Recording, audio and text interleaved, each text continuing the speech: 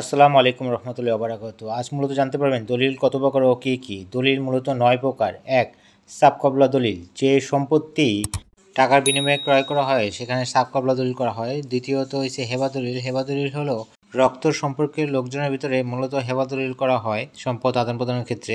তৃতীয়ত হলো দানপত্র দলিল, নিঃশর্তভাবে যে সম্পত্তি দান করা হয় সেখানে দানপত্র দলিল করা হয়, অর্থাৎ এখানে সম্পত্তি বিনামূল্যে প্রদান করা হয় কাউকে। হেবাবি নেওয়াজ দলিল, এটি মূলত মুসলিমদের ক্ষেত্রে প্রযোজ্য, অর্থাৎ এখানে ধর্মীয় কোনো প্রতীক অর্থাৎ ধর্মগ্রন্থ, জায়নামাজ ইত্যাদির বিনিময়ে এই দলিল সম্পন্ন করা যায়।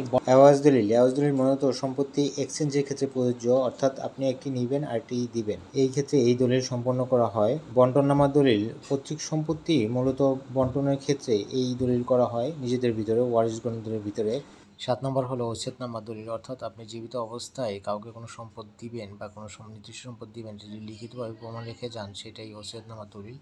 উইলনামা দলিল, উইলনামা দলিল আর ওসিয়তনামা ঠিক একই, কিন্তু উইলনামা দলিলটা মূলত সব ধর্মের ক্ষেত্রেই প্রযোজ্য।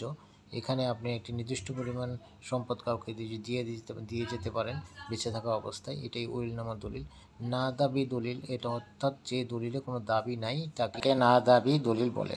সুপ্রিয় দর্শক, ভিডিওটি অবশ্যই টাইমলাইনে শেয়ার করে রাখবেন, অন্যকে জানার সুযোগ করে দিবেন।